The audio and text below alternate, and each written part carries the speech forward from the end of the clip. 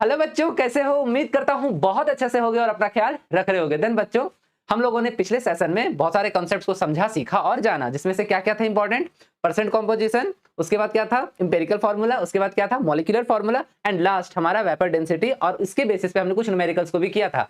अगर आपने उस वीडियो को नहीं देखा है तो जाकर के जल्दी से चेकआउट कर लो, बिकॉज वो बहुत इंपॉर्टेंट टॉपिक है आपके लिए। देन आज का जो हमारा सेशन होगा वो होगा कुछ न्यूमेरिकल्स कर लेते हैं और इंपेरिकल फार्मूला से, जिससे आपके कॉम्पिटिटिव एग्जाम में क्वेश्चन आता है। और फाइनली क्या हम लोग स्टोइकियोमेट्री के मीनिंग को समझेंगे, बिकॉज स्टोइकियोमेट्री आपके लिए बहुत इंपॉर्टेंट है। और एक बार आप इसको समझ गए ना तो मैं आपको लिख ही देता हूं, इससे रिलेटेड आपका जो 11th और 12th में जो क्वेश्चन आएगा ना, एक्चुअली स्टोइकियोमेट्री सिर्फ आपका 11th का टॉपिक नहीं है, ये आपका 12th का भी टॉपिक है और अच्छा अच्छा क्वेश्चन इससे रिलेटेड आपका बनेगा। इसलिए इस कॉन्सेप्ट को तो बहुत अच्छे से समझना है, सीखना है और जानना है। देन फाइनली बच्चों, आपको अगर मेरा सेशन अच्छा लग रहा है लाइक कर देना यार, शेयर कर देना और सब्सक्राइब भी कर देना। क्यों? क्योंकि मुझे क्या मिलेगा? मोटिवेशन। ओके, देन चलिए ज्यादा बातें ना करते हुए शुरू करते हैं अपने सेशन को। देन बच्चों, शुरुआत करते हैं हम क्वेश्चन से। शुरुआत क्या करते हैं अपने क्वेश्चन से। देखो ये क्वेश्चन अच्छा क्वेश्चन है, इंपॉर्टेंट क्वेश्चन है। इंपॉर्टेंट का मतलब इस तरह का क्वेश्चन आपको देखने को मिलेगा, ठीक है। अगर आप बोलोगे तो मैं एक क्वेश्चन आपको होमवर्क अपने डिस्क्रिप्शन बॉक्स में दे दूंगा। ओके, और सबसे बड़ी बात, आज से मैं अपना टेलीग्राम का लिंक भी प्रोवाइड कर रहा हूं, जिसमें आप मुझे बैक टू बैक मुझसे आप चैट कर सकते हो, मुझसे बात कर सकते हो और अपने प्रॉब्लम्स को शेयर कर सकते हो। ओके बच्चों, देन चलिए सबसे पहले हम इस क्वेश्चन को सॉल्व करेंगे। पहला काम तो आप ये करो, इसको पॉज करो और पॉज करने के बाद पहले इसको बनाओ। ओके, बन जाए ओके ओके जी, ना बने मैं हूं ना, मैं बना के दे रहा हूं, लेकिन पहले आप पॉज करो वीडियो को और ये देखो मैंने छोड़ दिया, क्वेश्चन को बनाओ। ठीक है, क्वेश्चन को बनाने के बाद अगर सॉल्व ना हुआ तो मैं हूं ना, मैं देखो यहां सॉल्व कर रहा हूं। देन फाइनली बच्चों, सबसे पहले हम क्या करेंगे, क्वेश्चन को पढ़ेंगे और डाटा को लिखेंगे। ओके, तो चलिए देखिए, ध्यान दीजिए, हमारा क्वेश्चन हमसे क्या कहता है। हमारा क्वेश्चन कहता है ब्यूटायरिक एसिड, कौन? ब्यूटायरिक एसिड कंटेन्स ओनली क्या क्या है? Carbon, hydrogen and oxygen. देखो बच्चों, पहली बात, आप चाहो तो ऐसे भी बना लो, लेकिन हम चाहेंगे कि आप पहले क्या करो, इस ब्यूटायरिक एसिड का केमिकल फॉर्मूला लिख लो। ठीक है ना, इससे फायदा क्या होगा कि आपका स्टोइकियोमेट्री जो मैं अगले सेशन में आपको बताऊंगा वो क्लियर होने लगेगा। ठीक है, तो मैं आपको केमिकल रिएक्शन भी लिख करके दे दूंगा। ओके, देन ब्यूटायरिक एसिड में क्या क्या है? कार्बन है, हाइड्रोजन है और ऑक्सीजन है। देन अब 4.24 milligram sample of butyric acid, देखिए आपको ब्यूटायरिक एसिड का मास दे दिया है। ठीक है, butyric acid is completely burned. ठीक है, मतलब 4.24 मिलीग्राम ब्यूटायरिक एसिड पूरी तरह से जल चुका है। और जलने के बाद आपको क्या दे रहा है, ध्यान दीजिए, it gives 8.45 milligram of carbon dioxide and 3.46 milligram of water. Milligram of water. What is the mass percent of each element in butyric acid? मतलब आपको क्या पूछ दिया, लास्ट में पूछा what is the mass percent of each element, मतलब carbon, hydrogen और oxygen जो बोल रहा है उन सभी का आपको मास परसेंटेज क्या किया गया है, बोला गया, निकाल के दो। पहला काम। दूसरा काम क्या कह रहा है, the molecular mass of butyric acid was determined by experiment, कितना? 88 U, मतलब आपको मॉलिक्यूलर मास दे दिया। याद रखिए, U का मतलब यूनिफाइड मास और यही हमारा एटॉमिक मास भी होता है या मॉलिक्यूलर मास भी होता है। ओके जी, then what is the molecular formula? What is the molecular formula? अब चलिए एक एक करके हम डाटा को लिखेंगे और क्या करेंगे, और इसको समझने का प्रयास करेंगे कि हम इसको कितने आसान तरीके से सॉल्व कर सकते हैं। देखो बच्चों, मैं चाहूं तो बहुत शॉर्ट वे में इसको बना सकता हूं, लेकिन मैं आपको एक एक चीज यहां एक्सप्लेन करूंगा। ठीक है ना, तो जरा ध्यान से देखना। आपको क्या दिया है? आपको दिया है क्या? Butyric acid. ठीक है ना, पहला चीज आपको क्या दे दिया है? गिवन। सबसे पहला काम तो यही होगा हमारा, क्या होगा? गिवन। क्या दिया हुआ है? Butyric acid. क्या दिया है? Butyric acid. ब्यूटायरिक एसिड आपको दे दिया है। ओके जी, देन ब्यूटायरिक एसिड में, ब्यूटायरिक एसिड का केमिकल फॉर्मूला तो देखो, ब्यूट का मतलब कितने कार्बन? 4। ब्यूट का मतलब कितने कार्बन? 4। और फिर YRI, मतलब YRIC लिया हुआ है, मतलब ये कॉमन नेम है किसका? यह है आपका कॉमन नेम कार्बोक्सिलिक एसिड का। ठीक है ना, तो यहां पर क्या हो जाएगा, 4 कार्बन के लिए क्या लिखेंगे? CH3 CH2 CH2 और उसके बाद फाइनली COOH। ये हो गया हमारा ब्यूटायरिक एसिड। ठीक है ना, कितने कार्बन है देखो, 1 2 3 4, 4 कार्बन है और डबल OH, मतलब ये हमारा क्या है? कार्बोक्सिलिक एसिड है, तो इसको ब्यूटायरिक एसिड बोले। क्लियर? अब बोला है ब्यूटायरिक एसिड जलता है, बर्न हो जाता है, तो बर्न किसके प्रेजेंस में होगा? ऑक्सीजन के प्रेजेंस में होगा। तो फिर क्या करेंगे यहाँ पे? प्लस O2 प्लस, रुकिएगा जरा सा, plus O2 plus O2। Okay, इसके बाद फाइनली हम क्या करेंगे, इसको अब ये क्या हो रहा है? जल रहा है, बर्न हुआ, और बर्न होने के बाद आपको देखिए लिख ही दिया है, क्या दे रहा है? कार्बन डाइऑक्साइड CO2 प्लस क्या दे रहा है? H2O। ठीक है, ये आपको दे रहा है। अब देखिए आपके लिए सबसे पहला काम, आप लोग केमिकल बैलेंस मतलब केमिकल इक्वेशन को बैलेंस करने आप लोग को आना चाहिए। ओके, अगर नहीं आता है तो अभी मैं आपको बता दूंगा, लेकिन मैं चाहूंगा कि आप केमिकल इक्वेशन को बैलेंस करना सीखो। ओके, देन जल्दी से क्या करो, वीडियो पॉज करो और इस केमिकल इक्वेशन को बैलेंस करने का कोशिश करो। ठीक है, जब आप कर लेते हो तो बहुत बढ़िया बात है, बाकी मैं आपको बता रहा हूं। देखो रिएक्शन का इस साइड हमारा क्या है LHS और इस साइड क्या है हमारा RHS। इसको हम क्या करते हैं, जो ब्यूटारिक एसिड को हम जो लिखे हैं, ठीक है, इसको हम शॉर्ट वे में भी तो लिख सकते हैं ना। तो चलिए कैसे लिखेंगे, देखिए यहाँ कार्बन कितने हैं 4, तो क्या लिखेंगे, कितने कार्बन हुए C4 कार्बन 4, हाइड्रोजन कितने हैं 3, ठीक है 3 + 2 5, 5 + 2 7 एंड 7 + 1 8, तो टोटल कितने हो गए हाइड्रोजन 8। ओके, कितने हाइड्रोजन हो गए 8। देखिए 3 2 5 2 7 और 1 8 एंड ऑक्सीजन कितना हो गया 2, तो कितना लिखोगे O2। देखो इसको शॉर्ट फॉर्म में लिख दिए, क्या कोई दिक्कत है क्या, नहीं। साथ में फिर क्या है प्लस O2, देखिए हम थोड़ा जगह छोड़े नहीं यहाँ पे, फिर से प्लस के बाद क्योंकि बैलेंस करना है ना, O2 gives you CO2 + H2O। अब चलिए बैलेंस करते हैं, ठीक है, ध्यान दीजिएगा, बहुत गौर से ध्यान दीजिएगा। कार्बन यहाँ 4 है, कार्बन यहाँ 1 है। हीट एंड ट्रायल मेथड से हम बैलेंस करते हैं, इधर LHS, ये साइड LHS, ये साइड RHS, ठीक है, hit and trial method use करते हैं। कार्बन यहाँ 4 है तो हम क्या करते हैं, यहाँ कार्बन 4 डाल दे बैलेंस करने के लिए, चलो डाल देते हैं। देन यहाँ क्या करेंगे 4 कार्बन। ओके, ध्यान देना बहुत इजीली हो जाएगा, ठीक है। अब देखो हाइड्रोजन कितना है 8 है, यहाँ हाइड्रोजन कितना है 2 है। एक काम करते हैं, यहाँ पर हम हाइड्रोजन क्या करते हैं 8 करने के लिए 4 कर देते हैं, hit and trial method use कर रहे हैं। ओके, देन देखो कार्बन हो गया 4, हाइड्रोजन हो गया 8, कार्बन 4 हाइड्रोजन 8। अब देखिए ऑक्सीजन यहाँ कितना है 2, यहाँ ऑक्सीजन कितना है 2, मतलब लगभग 4 हो गया। अब यहाँ देखिए ऑक्सीजन कितना है 8, 4 2 जा 8, ऑक्सीजन यहाँ कितना है 4 2 जा 8 एंड +4, टोटल 12। यहाँ कितने हैं टोटल 4, हमको कितना करना है, और चूंकि यहाँ 4 है और यहाँ 8 4 12, तो कितना चाहिए 8 चाहिए ना। तो ऐसा कर सकते हैं हम, यहाँ अगर हम 5 कर दे, ध्यान दीजिएगा, तो 5 2 जा 10 और 10 + 2 12 हो गया बैलेंस। कोई दिक्कत है बोलो। इस तरह से केमिकल रिएक्शन को हम बैलेंस कर सकते हैं। अब देखो ये पूरा कॉन्सेप्ट अभी हम थोड़ा देर में स्टोइकियोमेट्री में आएंगे, फिर आपको समझाएंगे, ठीक है ना। तो फिलहाल हम इसको समझ गए। अब देखो ऐसा करने का क्या रीजन है, इस क्वेश्चन के लिए तो इसका कोई यूज वैसा है नहीं, जरूरी नहीं है कि इसको आपको इस क्वेश्चन में आपको करना, लेकिन इससे आप समझ गए, क्या समझ गए, ब्यूटारिक एसिड को ऑक्सीजन के प्रेजेंस में, आप सोच रहे हो O2 क्यों लगा दिए, देखो O2 लगाने का जरूरत इसलिए है क्योंकि बिना ऑक्सीजन का क्या कोई चीज जलेगा, क्या कोई चीज बर्न होगा, नहीं है, पॉसिबल नहीं है बच्चों, नहीं जल सकता। देन ऑक्सीजन के प्रेजेंस में ही कोई चीज जलता है। देन ब्यूटारिक एसिड को जलाएं तो कार्बन डाइऑक्साइड और वाटर निकल रहा है, यहां तक तो कोई दिक्कत नहीं होना चाहिए। अब देखिए अब क्वेश्चन में क्या कहता है, ध्यान दीजिएगा। देन क्वेश्चन में ये कह रहा है आपको कि कितना ब्यूटारिक एसिड कितना है 4.24 मिलीग्राम, ब्यूटारिक एसिड कितना है 4.24 मिलीग्राम, ध्यान दीजिएगा, ठीक है।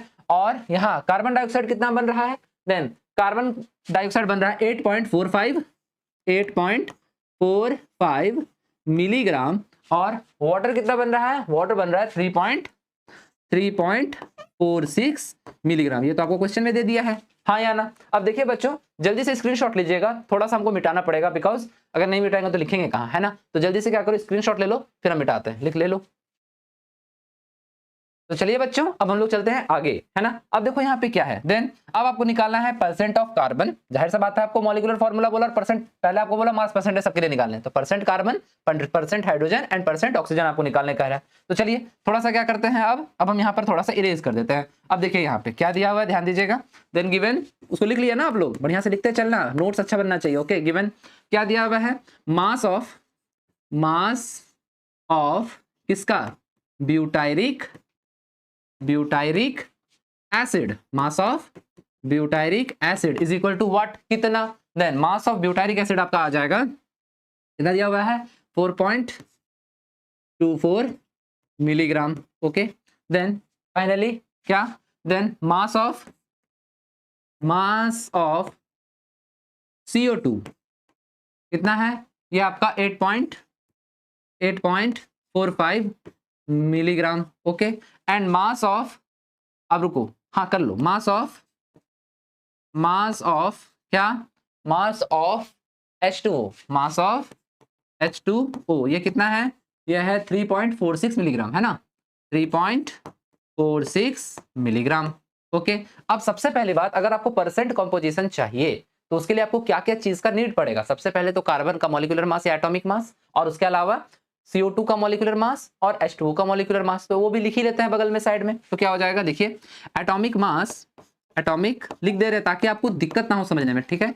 Atomic mass of carbon is equal to कितना, 12। अब देखो यहाँ से ध्यान दो, सारा का सारा वैल्यू मिलीग्राम में है। अगर हम ग्राम में ले लेते हैं, ठीक है ना, अगर सारा का सारा वैल्यू यहाँ मिलीग्राम और ग्राम में ले लेते हैं तो हम जस्टिफाई नहीं कर पाएंगे किसको, एटॉमिक मास को। तो उस कंडीशन में क्या करो, अगर एटॉमिक मास पूछ रहा है तो ग्राम की जगह पे इस बार क्या ले सकते हैं, मिलीग्राम ले लेते हैं, मिलीग्राम पर मोल यहाँ पर ले लेंगे, ठीक है ना। एक्चुअली पर मोल, हाँ मिलीग्राम के रिस्पेक्ट में हम यहाँ पे मास ले लेते हैं, कोई दिक्कत नहीं है उसे बच्चों, मिलीग्राम कट जाएगा, सारा का सारा कट जाएगा और आपको परसेंट कॉम्पोजिशन मिल जाएगा, ठीक है। अब जरा ध्यान दो, तो हम यहाँ पर क्या कर लेते हैं, 12 मिलीग्राम ले लेते हैं, कोई फर्क नहीं पड़ेगा, ध्यान देना। देन एटॉमिक मास ऑफ या फिर मॉलिक्यूलर मास ऑफ या molar mass of, molar mass of क्या, molar mass of CO2, molar mass of CO2 is equal to क्या हो जाएगा, ये हो जाएगा, देखो कार्बन का कितना होता है 12 एंड ऑक्सीजन 2 है तो 32, 32 प्लस 12 कितना हो जाएगा 44 मिलीग्राम समय पर मोल, मोल भी कट जाएगा, पर मोल मरमोल सब कट जाएगा, ठीक है ना। चलो ध्यान दो, अब देखो ध्यान दो, अब क्या करना है हमको, यहां तक तो कोई दिक्कत नहीं है। अब देखो, अब हम नेक्स्ट अलग कलर से लिख रहे हैं, ठीक है।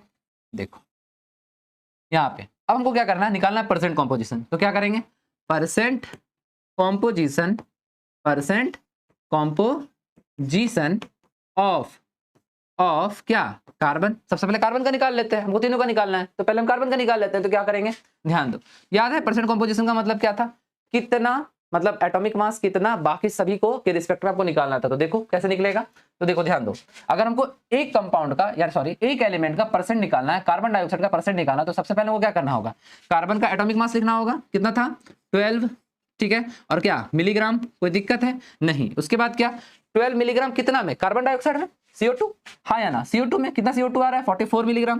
देन क्या लिखेंगे, डिवाइडेड बाय 44 मिलीग्राम। ध्यान देना, कोई दिक्कत है इसमें नहीं है। अब जरा ध्यान दो, देन CO2 कितना बना था, कितना CO2 जला था 8.45, CO2 कितना जला था देखो 8.45, तो इसको मल्टीप्लाई करेंगे, तो क्या करेंगे इनटू मल्टीप्लाई बाय 8.45, हाँ या ना। उसके बाद अच्छा ये 8.45 किस में आया था, ब्यूटारिक एसिड में ना, वो कितना था टोटल 4.24, देखो तो मल्टीप्लाई बाय, नीचे डिवाइड करेंगे इससे 4.24, क्योंकि टोटल ये था और टोटल में इतना निकला था, और दोनों में क्या था मिलीग्राम, याद रखिएगा, देखिएगा सब कैसे कट जाएगा, मिलीग्राम और यहाँ भी क्या था मिलीग्राम। और उसके बाद क्या 100 इंटू क्या, आपको परसेंट निकालना है ना, परसेंट निकालने के लिए आपको क्या करना होगा 100 से मल्टीप्लाई करना होगा, तो 100, हाँ या ना। देखो अब मिलीग्राम से मिलीग्राम कैंसिल आउट होगा, ध्यान दो, ये मिलीग्राम कट गया, ये मिलीग्राम कट गया, बचा क्या, आप जो बचा उसको कैलकुलेट करके लिखो, तो क्या आएगा ध्यान दो, देन इक्वल टू, जब आप पूरा कैलकुलेट करोगे तो ये मिलेगा आपको 54.3%। तो देखिए परसेंट कार्बन आपका कितना आ गया 54.3%। क्लियर है, यहाँ पे कोई दिक्कत नहीं है, जल्दी से स्क्रीनशॉट लीजिएगा ताकि आगे चल सके, ले लीजिए। तो चलिए बच्चों यहाँ तक क्लियर है। अभी काम करते हैं हम, चूंकि हम मिटाएंगे रब करेंगे, तो हम यहाँ साइड में लिख देते हैं क्या वैल्यूज, ठीक है। देन परसेंट कार्बन कितना आया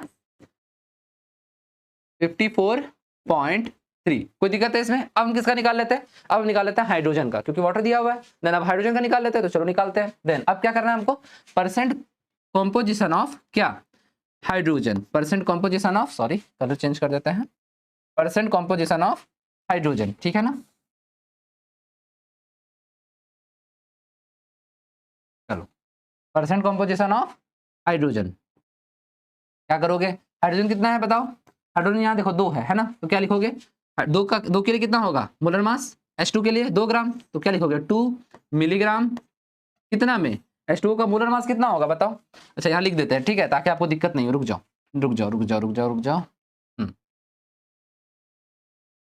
यहाँ पर लिख देते हैं ताकि आपको दिक्कत ना हो, ठीक है। क्या लिखेंगे, molar mass of hydrogen, H2 होगा ना, ये कितना होगा 2 मिलीग्राम, क्योंकि मिलीग्राम के रिस्पेक्ट में है इसलिए मिलीग्राम ले रहा ताकि कट जाए, ठीक है। और उसके बाद मोलिकुलर मास ऑफ क्या वाटर H2O, ये कितना होगा 18 मिलीग्राम पर मोल, क्योंकि मिलीग्राम के रिस्पेक्ट में हम ले रहे हैं, ओके ना, बात को समझना। तो चलो अब क्या है, अब देखो ध्यान दो, अब देखो क्या है, देखो देन H2, ठीक है, then 2 milligram divided by 18 milligram, okay. उसके बाद क्या हो जाएगा, ध्यान दो, उसके बाद क्या हो जाएगा, देन देखो यहाँ पे क्या था, वहां पर क्या किए थे, कितना था, ठीक है ना, वाटर कितना है 3.46, तो ये कितना था, मल्टीप्लाई करो इसको 3.46 मिलीग्राम। अब वाटर देखो, अब वाटर नहीं, मतलब एक्चुअली पूरा का पूरा ब्यूटारिक एसिड कितना था 4.24, तो यहाँ क्या होगा 4.24 और उसके बाद क्या हो जाएगा इनटू 100 हो जाएगा। कोई दिक्कत है नहीं। देन अब क्या करो, देखो सारा मिलीग्राम मिलीग्राम मिलीग्राम एक दूसरे से कैंसिल, सारा मिलीग्राम फिर से कैंसिल हो जाएगा और फाइनली जब आप इसको कैलकुलेट करोगे तो आपको मिलेगा 9.06। ठीक है, और ये क्या आ गया परसेंट आ गया। देन यहाँ लिख देते हैं, देन परसेंट ऑफ हाइड्रोजन कितना आया बच्चों, परसेंट ऑफ हाइड्रोजन कितना आया, ये आया 9.06। कोई दिक्कत है बच्चों, यहाँ तक कोई दिक्कत नहीं, जल्दी से स्क्रीनशॉट ले लो, ले लिया स्क्रीनशॉट। अब चलो ध्यान दो, अब हमको सीधा किसका निकालना है, अब परसेंट ऑफ ऑक्सीजन निकालना है, ठीक है ना। अब परसेंट ऑफ क्या निकालना है, ऑक्सीजन, सॉरी परसेंट ऑफ क्या निकालना है, ऑक्सीजन निकालना है, ठीक है, percent of oxygen. Then oxygen के लिए क्या करोगे, परसेंट ऑफ ऑक्सीजन, तो क्या करोगे ध्यान दो, सीधा कुछ करने की जरूरत नहीं, आपको हम पिछले ही क्लास में बताए थे। परसेंट ऑफ ऑक्सीजन करने के लिए कोई दिक्कत ही नहीं है। अब क्या करो, इसमें टोटल कितना आया 54.3 और 9.06, ये दोनों को जोड़ो, मतलब क्या करो टोटल कितना होना चाहिए 100% निकाला ना, तो 100 में से माइनस कर दो कितना 54.3 प्लस कितना 9.06, ठीक है। देन दोनों को ऐड करके 100 में माइनस कर दो तो आपको मिलेगा 36.6, ठीक है ना परसेंट। देन क्या हो गया, परसेंट ऑफ ऑक्सीजन कितना आएगा, परसेंट ऑफ ऑक्सीजन कितना आएगा, ये आएगा आपका 9, सॉरी कितना था, परसेंट ऑफ ऑक्सीजन कितना आएगा आपका 36.6। सभी का आपको परसेंटेज कॉम्पोजिशन मिल गया, ओके ना। देन फाइनली आपका ए नंबर आंसर हो गया, ए नंबर का आपको आंसर मिल गया, सभी का आपने अलग अलग का परसेंटेज कॉम्पोजिशन निकाल लिया। कोई दिक्कत है बच्चों, नहीं है ना। अब चलो जल्दी से स्क्रीनशॉट ले लो, फिर आगे चलते हैं, ले लिया। अब जरा ध्यान दो, अब हमको निकालने क्या कर रहा है, हमको निकालने का रहा है मॉलिक्यूलर मास। ये वापस हम कहाँ आ जाएंगे, एम्पिरिकल फॉर्मूला के कॉन्सेप्ट में, मतलब वही हमको क्या निकालना है, टेबल निकालना है और बना के देना है। तो चलो ये काम करते हैं, बनाते हैं टेबल, ठीक है। बस ये वैल्यू को याद रखना है, 54.3 कार्बन का 9.06 और 36.6। तो देखो ध्यान दो, अब हम चलेंगे नेक्स्ट स्लाइड पे, ठीक है। तो देखो अब हमारे पास 3 एलिमेंट थे, कौन कौन थे, चलो लिख लेते हैं साथ ही साथ। कौन कौन सा था, कार्बन था, ठीक है, हाइड्रोजन था और ऑक्सीजन था, कार्बन हाइड्रोजन और ऑक्सीजन, ठीक है। परसेंटेज कितना था, कार्बन का परसेंटेज था 54.3, हाइड्रोजन का परसेंटेज था 9.06, ठीक है, एंड ऑक्सीजन का परसेंटेज था 36.6, ठीक है ना। तो चलिए अब क्या है, एटॉमिक मास को अब देखते हैं। देन कार्बन का एटॉमिक मास कितना 12 ग्राम पर मोल, ठीक है ना। हाइड्रोजन का कितना, हाइड्रोजन का 1 एंड ऑक्सीजन का कितना, ऑक्सीजन का 16, ओके ना बच्चों। देन मोल्स निकालना है, आपको पता है given mass by molar mass, और ये जो परसेंटेज आया सभी का सभी क्या है मास के रिस्पेक्ट में है, तो आप क्या कर दो, then given mass 54.3 divided by 12, then ये कितना होगा 9.06 डिवाइडेड बाय 1, और ये कितना होगा 16, सॉरी कितना 36.6 डिवाइडेड बाय 16, ओके। देन अब चलो सबको डिवाइड करके बताओ वैल्यू क्या आएगा। देन इसको डिवाइड करने पर आपको मिलेगा 4.59, इसमें मिलेगा आपको 9.06 और इसमें मिलेगा आपको 2.29, ठीक है बच्चों, कितना मिलेगा 2.29। देन अब आपको क्या करना है, रेशियो डालना है ना, तो रेशियो करने के लिए क्या कीजिएगा, सीधा सीधी जो सबसे छोटा है उसे सबको डिवाइड कर दीजिए। Then 4.59 divided by 2.29, 9.06 divided by 2.29 and lastly 2.29 divided by 2.29। Then देखिए यहाँ ध्यान से 4.59। अब देखिए आपको चाहिए सिंपलेस्ट होल नंबर, क्या चाहिए सिंपलेस्ट होल नंबर। तो देखिए ज्यादा पॉइंट या फ्रैक्शन में लाने का जरूरत नहीं, सीधा देखिए कि यहाँ सामने वाला कितना बार इसको काट सकता है। तो देखिए ये इसको 2 बार में काट देगा, तो हम यहाँ क्या लिखेंगे 2 2 जा 4 हो जाएगा ना, तो सीधा 2 लिख देते हैं, कोई दिक्कत है इसमें नहीं। अब देखिए 9 को ये कितना बार में लगा सकता है 4 बार में। अब अगर ध्यान से देखिएगा 2.29 डिवाइडेड बाय जब 9.06 की जगह तो 4 पॉइंट समथिंग कुछ आएगा, मतलब 5 से नीचे ही आएगा, ठीक है। तो हम सीधा इसको ले ले 4, देन ये हमारा क्या हो जाएगा 4 और ये हमारा फाइनली क्या हो जाएगा 1, तो कितना आया 2 4 1। देन आपका इंपेरिकल फॉर्मूला क्या बना, इंपेरिकल फॉर्मूला बना आपका इंपेरिकल फॉर्मूला क्या बनेगा, empirical formula is equal to क्या हो जाएगा, देखिए कितना है कार्बन 2, तो क्या लिखोगे C2H4 और फिर क्या O, उसके बाद क्या लिखोगे C2H4O1 है तो O लिखोगे। ये आपका इंपेरिकल फार्मूला आ गया। आपको क्वेश्चन में क्या पूछा था, मॉलिक्यूलर फार्मूला कैलकुलेट करके बताओ, तो मॉलिक्यूलर फार्मूला कैसे लिखोगे, देन लिखो क्या लिखोगे, मॉलिक्यूलर फार्मूला के लिए हम लोगों को एक्स फैक्टर का कैलकुलेशन करना था, है ना। हम लोग क्या करेंगे, x factor is equal to क्या था, याद है, molecular formula divided by empirical formula mass, molecular formula mass divided by empirical formula mass. और आपको क्वेश्चन में दिया था क्या, molecular mass is equal to, molecular mass कितना दे दिया था 88U। देन चलिए मॉलिक्यूलर मास कितना हो गया 88U, ठीक है। और इंपेरिकल फार्मूला मास कितना आएगा, लिख लीजिए इंपेरिकल फार्मूला मास, ये कितना आएगा, कार्बन कितना है 2, तो कितना होगा 12 2 जा 24 प्लस हाइड्रोजन कितना है 4 और प्लस 16, तो ये कितना आ जाएगा, ये आ जाएगा आपका 16 4 20 और 20 40 और 4 44 44, ठीक है ना। और यहाँ क्या लिखिएगा u, क्योंकि u के रिस्पेक्ट में करना है, तो डिवाइडेड बाय 44 u से u कैंसिल, ये इसको कितने बार में काट देगा 2 बार में, तो मतलब आप सॉरी कहाँ कर रहे हैं, हम भी नाजीब हैं, ध्यान दीजिए, सॉरी बच्चों, यहाँ तो ये 88U था, यहाँ नहीं, यहाँ करना है एक्स फैक्टर में। हम भी ना बच्चों, मतलब हम भी लग रहा है बुढ़ा रहे हैं, अब हमको फील हो गया है, ठीक है, अब लग रहा है हम बूढ़े हो रहे हैं। अब जरा ध्यान दो, 88U divided by 44U, u से u कैंसिल आउट, ये कितना बार में कट जाएगा 2 बार में। देन एक्स फैक्टर कितना है 2, then molecular formula is equal to, याद है पढ़ाए थे क्या, एक्स फैक्टर इनटू क्या empirical formula, then molecular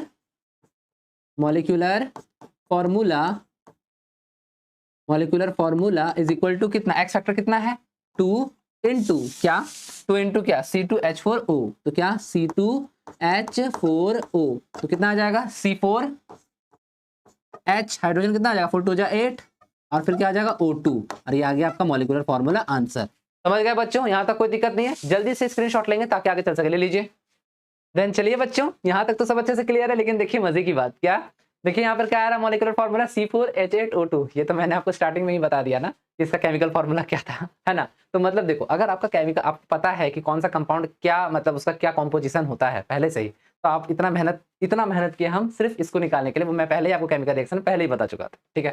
then नाम से ही आपको पता चल जाता है कि आंसर क्या होने वाला है, ओके। देन चलो बच्चों, यहाँ तक तो सब अच्छे से क्लियर हो गया होगा, अब हम चलते हैं आगे, है ना। तो देखो ध्यान से बच्चों, देन अब हमारा जो टॉपिक है वो है स्टोइकियोमेट्री का, ठीक है। देन स्टोइकियोमेट्री कहाँ से आया, सबसे पहला चीज है कि स्टोइकियोमेट्री जो वर्ड है ये आया कहाँ से, तो समझो स्टोइकियोमेट्री जो आया आपका ना, वो आया आपका ग्रीक वर्ड, किससे आया, ग्रीक वर्ड, ठीक है, ग्रीक वर्ड से आया स्टोइकियोमेट्री, जिसका मतलब क्या होता है समझो, स्टोइकियो का मतलब हो गया स्टोइकियन, और स्टोइकियन का मतलब हो गया एलिमेंट, और मेट्री का मतलब हो गया मेट्रॉन, ठीक है ना, और इसका मतलब हुआ मेजरमेंट, मतलब एलिमेंट का मेजरमेंट करेगा स्टोइकियोमेट्री। फॉर एग्जाम्पल देखो, अभी मैंने आपको बताया था केमिकल रिएक्शन के बारे में, तो फॉर एग्जाम्पल मैं अभी आपके सामने 2 केमिकल रिएक्शन लिखता हूँ, ठीक है।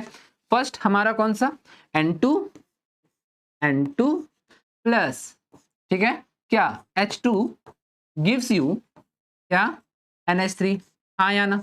अच्छा, इसका मतलब क्या हुआ होगा बच्चों, मतलब क्या, die nitrogen and di hydrogen gives you ammonia, हाँ या ना। तो मतलब हुआ क्या होगा, ध्यान से देखो, थोड़ा सा समझने का कोशिश करना। यहाँ हुआ ये होगा कि नाइट्रोजन, ठीक है, जो बॉन्डेड है नाइट्रोजन से, और हाइड्रोजन जो बॉन्डेड है हाइड्रोजन से, इन दोनों का जो बॉन्ड है वो क्या हुआ होगा, टूटा होगा, वो क्या होगा, टूटा हुआ होगा। और साथ में टूटने के बाद फिर ये आपस में फिर से रीअरेंज होकर के आपको क्या देंगे, अमोनिया, जो कि कैसा होगा, नाइट्रोजन एंड यहाँ क्या होगा, हाइड्रोजन एंड हाइड्रोजन। अब फिर से मैं एक बात आपको क्लियरली समझा दूं, जैसे मैंने यहाँ देखो नाइट्रोजन के बीच में ट्रिपल बॉन्ड लगाया, हाइड्रोजन के बॉन्ड में सिंगल बॉन्ड लगाया, फिर नाइट्रोजन के साथ में इस तरह का स्ट्रक्चर बनाया, तो आप सोच रहे हो सर ये आप क्यों बना रहे हैं, आप तो कैसे भी बना सकते हैं। तो देखो मैं समझाता हूँ, ये मैं आपको सीधा सीधी बता दे रहा हूँ, ये आपका सबका शेप है और स्ट्रक्चरल फॉर्मूला है। देन ये सब क्यों होगा और किस तरह से ऐसे ही क्यों होगा, ये हम आपको पढ़ाएंगे केमिकल बॉन्डिंग में, ओके ना। तो फिलहाल ये समझो कि यहाँ पर दोनों बॉन्ड टूटा और ये आपका बना, तो इसी को क्या कहेंगे, ये हमारा केमिकल रिएक्शन है। और ये जो हम लोग रिप्रेजेंट किए, ये रिप्रेजेंट को हम इस रिप्रेजेंटेशन को हम क्या कहेंगे, इस रिप्रेजेंटेशन को कहेंगे हम केमिकल इक्वेशन, क्या कहेंगे, केमिकल इक्वेशन। अब जरा ध्यान दो। देन फाइनली आप एक बात बताओ, क्या ये बैलेंस्ड है, क्या ये बैलेंस्ड है, नहीं, मतलब आपको बैलेंस करना है, हाँ या ना। अच्छा, बैलेंस क्यों करना है, सबसे बड़ा सवाल, बैलेंस करने का क्या जरूरत, हम तो ऐसे भी छोड़ सकते हैं। नहीं बच्चों, बैलेंस करना बहुत ज्यादा जरूरी है, बिकॉज हमने आपको थोड़ी देर पहले लॉ ऑफ केमिकल कॉम्बिनेशन में एक लॉ पढ़ाया था जिसका नाम था क्या, जिसका नाम था law of conservation of mass, law of conservation of क्या, मास। अब law of conservation of mass को ये जो केमिकल रिएक्शन है अभी तक जस्टिफाई कर नहीं रहा। क्यों? यहाँ नाइट्रोजन 2 है, हाइड्रोजन 2 है, वहां नाइट्रोजन सिंगल है और हाइड्रोजन 3 है, ये जस्टिफाई नहीं कर रहा बच्चों। तो law of conservation of mass को जस्टिफाई करने के लिए हमको इस केमिकल इक्वेशन को क्या करना होगा, बैलेंस बच्चों। ठीक है, अब चलो हम इसको क्या करते हैं, हम बैलेंस करते हैं। देन बैलेंस करने के लिए क्या करना होगा, ध्यान दो। देन कुछ नहीं, यहाँ नाइट्रोजन 2 है, यहाँ हाइड्रोजन 2 है, यहाँ क्या करो, यहाँ पर सीधा देखो 3 है ना, इसको क्या करो ऑड नंबर में, सॉरी इवन नंबर में चेंज कर दो। ठीक है ना, क्या हो जाएगा 2 हो गया। अब देखो नाइट्रोजन कितना हो गया 2, नाइट्रोजन 2, हाइड्रोजन कितना है 6, यहाँ हाइड्रोजन 2, तो क्या करोगे यहाँ पे 3 लगा दो, हो गया केमिकल रिएक्शन बैलेंस। हाँ या ना? अभी तो हमने आपको इससे पहले भी एक रिएक्शन किया था और केमिकल रिएक्शन को बैलेंस करके दिखाया था, बस इसी तरह से हमको क्या करना है, बैलेंस कर लेना। अब बैलेंस करने के बाद ध्यान दो, इसको लिख लिए, ले लो स्क्रीनशॉट, ले लो। चलो अब देखो ध्यान दो, अब बैलेंस करने के बाद होगा क्या, ध्यान देना। अब आप law of conservation of mass को जस्टिफाई कर रहे हो, कैसे? अब नाइट्रोजन यहाँ कितना है, देखो नाइट्रोजन यहाँ कितना हो गया 28 ग्राम, हाइड्रोजन कितना हो गया, हाइड्रोजन कितना हो गया 6 ग्राम, देन कितना हो गया इधर 34 ग्राम। अब यहाँ भी देख लो, यहाँ भी देख लो, यहाँ भी क्या हो जाएगा, नाइट्रोजन 28 और हाइड्रोजन 6, तो मतलब ये भी क्या हो गया 34 ग्राम, दोनों तरफ इक्वल हो गया। मतलब अब law of conservation of mass क्या हो गया, अब क्या हो गया, ये एक दूसरे को जस्टिफाई कर रहे हैं। कोई दिक्कत है? क्लियर है अच्छे से? जल्दी से सारा का स्क्रीनशॉट लो, फिर आगे चलते हैं, ले लो। तो चलिए बच्चों यहां तक अच्छे से क्लियर है। चलिए अब जरा ध्यान दीजिएगा, ठीक है। अब देखिए देन अब क्या है, हमने क्या करा, अभी हमने करा क्या, N2 plus 3H2 gives you क्या 2NH3। कोई दिक्कत है इसमें? कोई दिक्कत है इसमें? नहीं है? तो जरा ध्यान दो, यहां पर अगर कुछ नहीं है तो यहाँ कितना है 1, यहाँ कितना है, यहाँ कितना है, यहाँ अगर कुछ नहीं है तो यहाँ कितना है 1 है।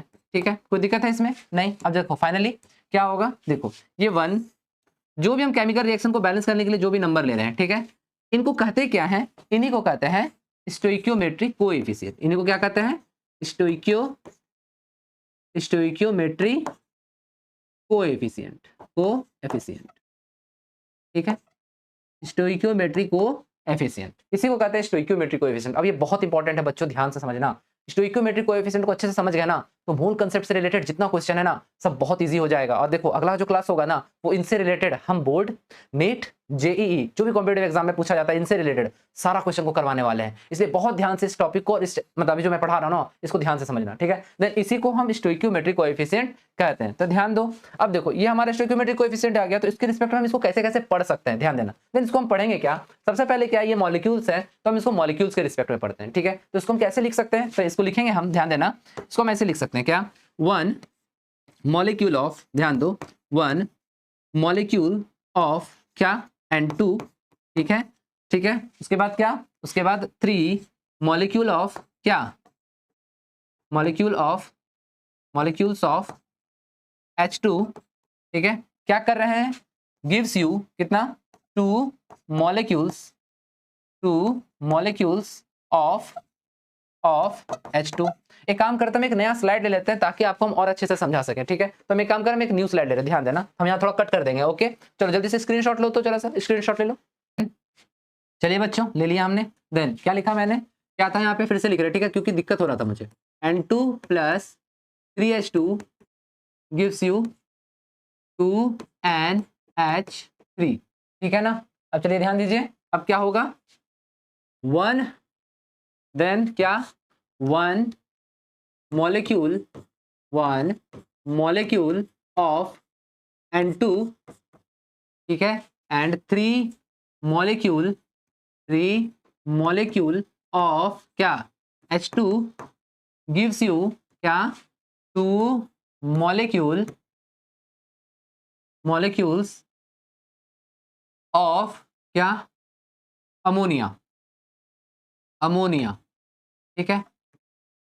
या फिर सीधा लिखते हैं क्या, NH3 लिख देते हैं, कोई दिक्कत नहीं है। देन 2 मॉलिक्यूल्स ऑफ अमोनिया या NH3, ओके, NH3। अच्छा बच्चों जरा ध्यान दो, थोड़ा समझने का इसको प्रयास करना। ये जो हमने लिखा, आपको कुछ ऐसा नहीं लग रहा कि मैं कोई रेसिपी की बात कर रहा हूँ?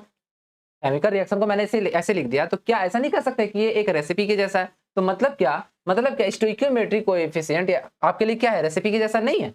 ये जो आपको दिख रहा है ये 1, ठीक है ना, रुको अलग कलर से करता है, ठीक है। ये जो आपको दिख रहा है क्या 1, ठीक है, ये क्या है 3, ये क्या है 2, तो ये आपको लग नहीं रहा कि ये सभी जो स्टोइकियोमेट्रिक कोएफिशिएंट है क्या है, स्टोइकियोमेट्री अभी लिखवाया था मैंने, ठीक है ना, स्टोइकियोमेट्रिक कोएफिशिएंट ये किसके जैसा लग नहीं रहा कि एक रेसिपी है, हाँ या ना, किसका, अमोनिया को बनाने का एक रेसिपी के जैसा दिख रहा है, हाँ या ना, दिख रहा है ना। तो अब जरा ध्यान दो क्या, देन अब देखो यहाँ लिखा है मॉलिक्यूल के रिस्पेक्ट में, ठीक है। अच्छा एक बात बताओ, मॉलिक्यूल्स क्या बहुत छोटे नहीं हो जाएंगे हमारे कैलकुलेशन के लिए, हाँ या ना। और मैंने आपको इतने दिनों से पढ़ा रहा है मोल मोल मोल मोल मोल कंसेप्ट, मतलब क्या, हम अमाउंट ऑफ सब्सटेंस को कैलकुलेट किससे कर रहे हैं, मोल से। तो हम यहाँ सभी को किसके रिस्पेक्ट में करेंगे, मोल के रिस्पेक्ट में। अब कैसे करेंगे ये समझो। देन हम क्या करते हैं, यहाँ तीनों को, ठीक है ना, नंबर ऑफ एवोगैड्रो से मल्टीप्लाई कर देते हैं। तो क्या हो जाएगा, नंबर ऑफ एवोगैड्रो इनटू क्या 1, ठीक है, क्या